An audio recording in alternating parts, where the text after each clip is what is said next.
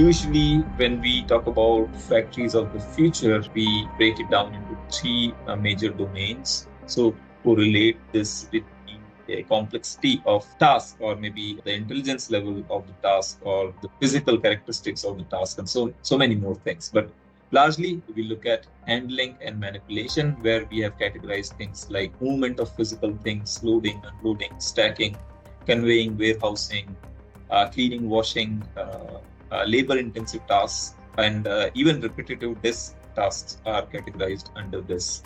Now, what is MES? Or where does it sit? It sits somewhere between ERP, and what it enables is real-time data and visibility, process automation, quality control and traceability, resource optimization, and things of that nature. It could also regulatory compliance and integration of supply chain related systems. And what is enabling all of this? We've seen some of the keywords already. So around cloud computing, edge computing, better connected factories and manufacturing systems, so Internet of Things, digital twins even, and enabling technologies like AI or augmented reality or virtual reality. All of this is enabling all the trends that we saw, and of course, so many more. That really depends on the industry.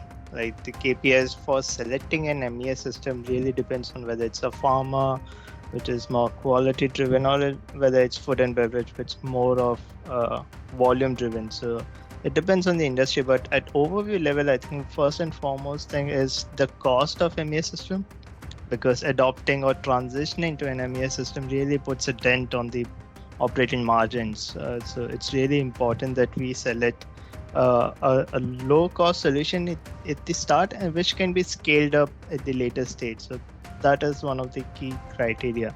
Another aspect that we need to look at, we need to prioritize some value or key value that we want to achieve through this MES system.